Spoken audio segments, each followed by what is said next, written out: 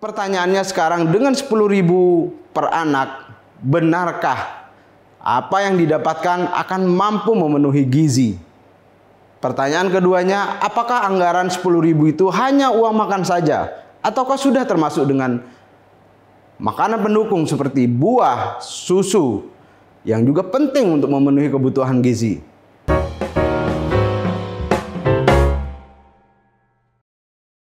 Halo Sobat Media Indonesia, berjumpa lagi dalam The Editors. Makan bergizi gratis merupakan program andalan pemerintahan Presiden Prabowo Subianto. Janji kampanye yang coba direalisasikan untuk menopang gizi rakyat Indonesia. Bahkan sebelum Prabowo mengambil alih pemerintahan, program ini telah diuji cobakan di masa pemerintahan Presiden Jokowi. Berbagai polemik dan kontroversi pun terus mengiringi uji coba program ini, terutama terkait dengan besaran anggarannya. Sempat dipatok sebesar 15.000 per porsi. Kini Prabowo sendiri yang mengumumkan bahwa anggaran yang cukup hanya 10.000 per porsi. Polemik isu pemangkasan anggaran untuk program makan bergizi gratis telah mencuat ke publik sejak masih tahap uji coba. Misalkan seperti yang disampaikan oleh tim gugus tugas sinkronisasi Prabowo Gibran di masa pemerintahan Jokowi sempat mempertimbangkan untuk memangkas anggaran dari 15.000 menjadi 9.000 atau bahkan dipangkas jadi 7.500 per porsi. Kami ingin 15.000, tapi kondisi anggaran mungkin hanya 10.000.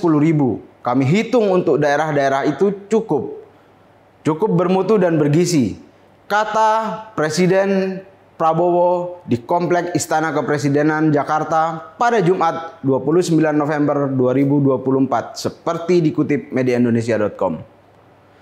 Pihak istana mengungkapkan bahwa anggaran 10.000 per porsi sudah dilakukan dalam uji coba selama hampir 1 tahun di berbagai daerah.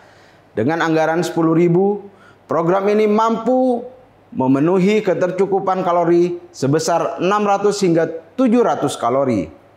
Kesimpulannya, pihak istana menganggap dana 10.000 per porsi layak untuk program makan bergizi gratis.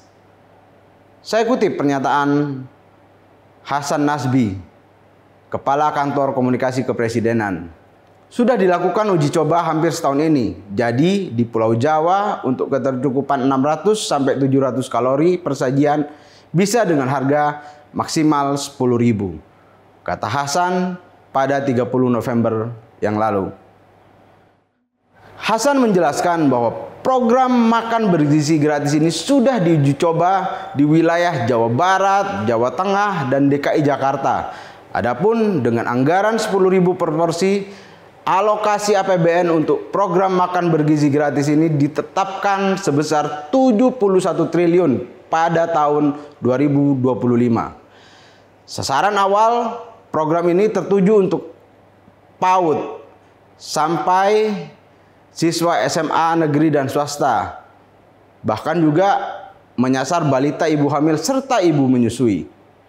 Pertanyaannya sekarang, dengan 10.000 per anak, benarkah apa yang didapatkan akan mampu memenuhi gizi?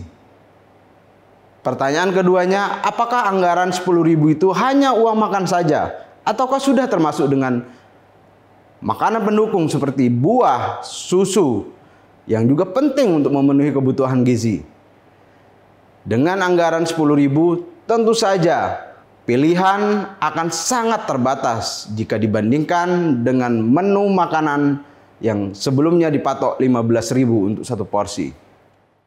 Untuk di daerah Jabodetabek, saya mencoba membawa uang 10.000 ke warung Tegal yang berjaringan. Dan apa yang didapatkan? Yakni nasi putih dan telur balado, plus teh tawar dan sambal yang memang gratis. Pilihan lain yakni nasi setengah porsi dengan orek tempe ditambah sayur sop. Tentunya dengan sambal dan teh tawar gratis. Menu paket makanan Padang 10.000 kini juga sulit ditemukan. Di daerah Kedoya, Jakarta Barat, paket nasi Padang termurah yakni 13.000. Adapun yang didapatkan adalah nasi, lauk yang merupakan sumber protein seperti ayam atau ikan, serta sayur singkong dan sambal. Lalu bagaimana dengan buahnya? Jika berpatokan pada harga di Jabodetabek, jelas anggaran 10.000 habis hanya untuk makan. Tidak mencukupi untuk membeli susu dan buah. Benarkah gizinya bisa terpenuhi hanya dengan makanan utama saja? Pasalnya, jika mengacu pada pedoman gizi seimbang dari Kementerian Kesehatan, makanan bergizi idealnya mengandung komposisi karbohidrat, protein, lemak sehat, dan serat dalam porsi yang seimbang. Dengan anggaran 10.000 khususnya di wilayah perkotaan, pemenuhan standar gizi tersebut akan menjadi sulit. Bahkan data dari hasil simulasi yang dilakukan oleh Institute for Demographic and Poverty Studies, IDEAS, lembaga yang bergerak di bidang pendidikan dan gizi, menyimpulkan bahwa biaya rata-rata untuk memenuhi kebutuhan gizi dalam satu porsi makanan yang seimbang berkisar antara 20.000 hingga 30.000. Anggaran tersebut mencakup berbagai komponen, misalkan nasi yang biasanya dihargai 3.000 sampai 5.000, kemudian ayam, ikan atau daging yang memakan biaya hingga sekitar 10.000 hingga 15.000. Dan ditambah sayuran yang berkisar di harga 5.000. Selain itu, untuk melengkapi kebutuhan gizi, buah-buahan juga diperlukan dengan harga sekitar 3.000 hingga 5.000 per porsi.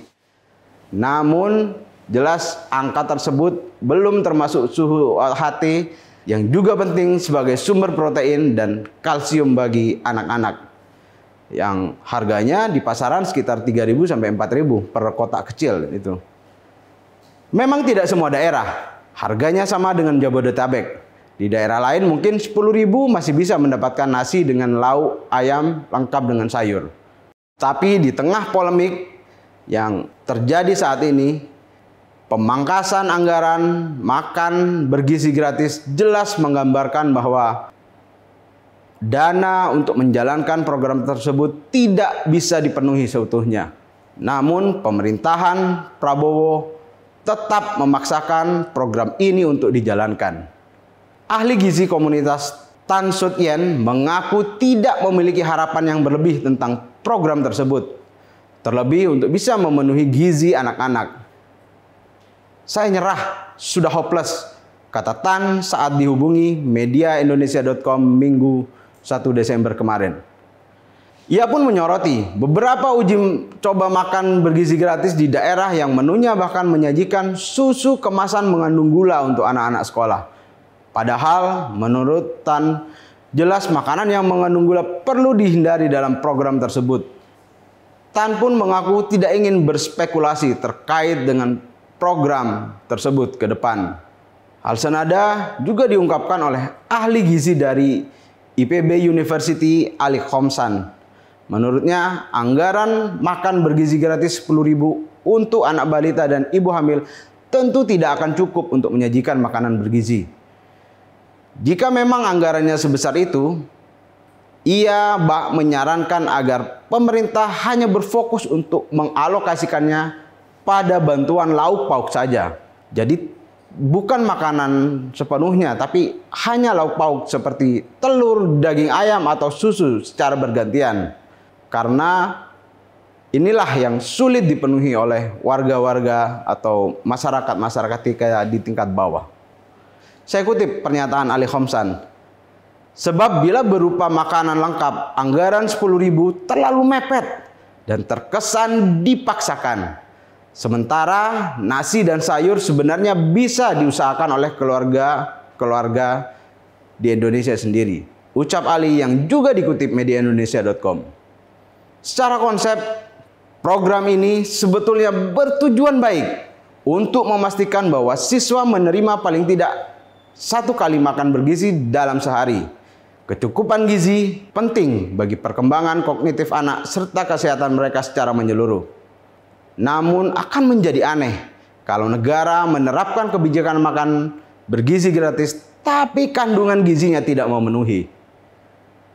Dengan memakai logika sederhana saja, kita tahu ketika dananya dipangkas, maka nilai kandungan gizinya juga akan berkurang.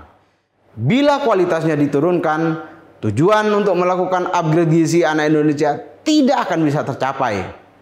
Ingat, program ini adalah program makan bergizi, bukan makanan tidak bergizi. Tujuan program ini adalah upgrade, bukan downgrade asupan gizi bagi anak-anak Indonesia. Untuk itulah, alih-alih langsung memaksakan program-program yang berpotensi menguras fiskal, sebaiknya pemerintahan Prabowo Gibran melakukannya secara bertahap. Bila memang belum bisa dilakukan secara serentak, terapkan terbatas dengan memprioritaskan kelompok paling rentan tanpa harus menurunkan standar dan kualitas gizinya. Perkara makan bergizi gratis ini bukan program kilat, bukan program yang disusun cepat dalam jangka waktu sebulan, 2 bulan, atau bahkan seminggu, 2 minggu. Tapi harus menjadi kebijakan yang berkelanjutan selama pemerintahan Prabowo Gibran. Karena itu, jangan sampai kebijakan mulia ini diimplementasikan serampangan. Jika yang terjadi demikian, itu hanya akan menjadi bukti bahwa program ini dibuat tanpa pertimbangan serta perencanaan matang dan sekedar janji manis politik semata. Anggaran 71 triliun itu bukan anggaran kecil. Di APBN, anggaran itu bisa dioptimalkan untuk benar-benar menopang kesejahteraan rakyat.